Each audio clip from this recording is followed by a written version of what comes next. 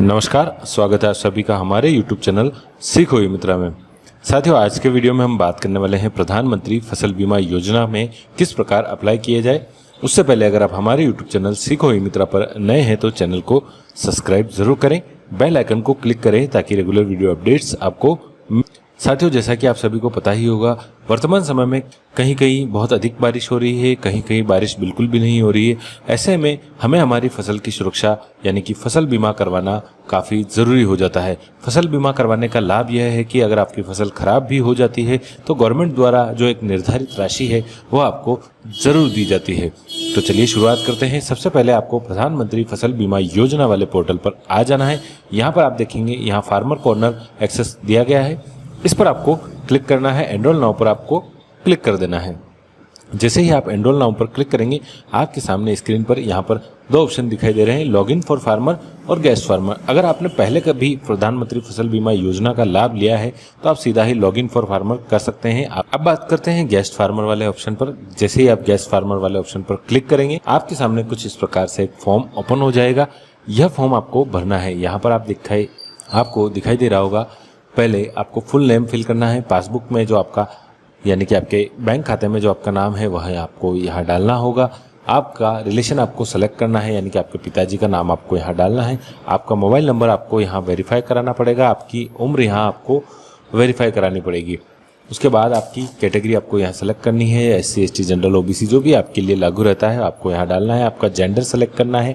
Farmer type आपको select करना पड़ेगा कि आप लघु किसान हैं, सीमांत किसान हैं या फिर आप वृहद किसान हैं।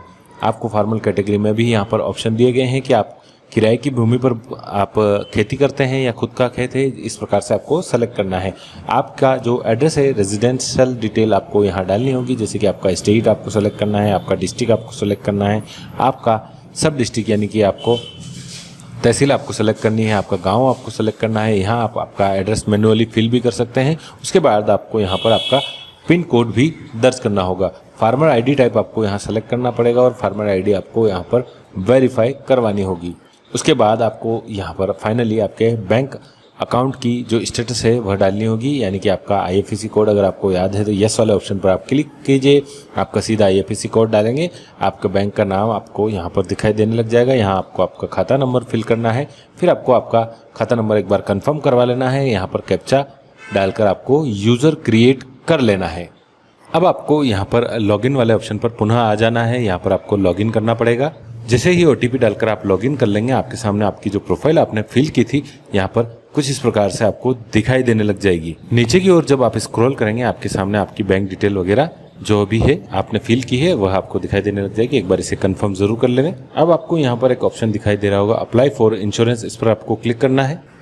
यहाँ पर आप देखेंगे आपके सामने यहाँ पर 3 एरिया जो दिए गए हैं वो आपको फिल करने हैं, पर्सनल एड्रेस वाला, बैंक डिटेल वाला और क्रॉप डिटेल वाला। तो आप देखेंगे पर्सनल एड्रेस वगैरह आपने जो प्रोफाइल फिल की है उसके हिसाब से आपको यहाँ पर भरा हुआ दिखाई दे जाएगा। आपको नीचे की ओर स्क्रॉल कर लेना है।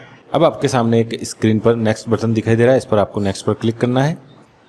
अब आपके सामने बैंक डिटेल दिखाई दे रही होगी, इसे आपको वेरीफाई कर लेना है।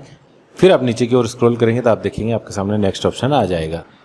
यहाँ पर आपको आपकी फसल की जो डिटेल है वह ऐड करनी होगी। आपका लैंड डिटेल आपको, यानी आपका खेत कहाँ, कौन से डिस्ट्रिक्ट में है, कौन सी तहसील में है, कौन सा गिरदावरी क्षेत्र आपको लगता है, कौन सा गांव आपके लिए लागू होता है, वह आपको सेलेक्ट करके यहाँ पर नेक्स्ट पर क्लिक करना है।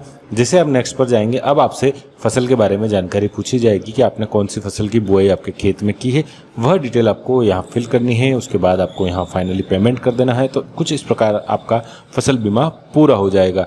धन्यवाद साथियों, वीडियो कैसा लगा बताया जरूर। धन्यवाद।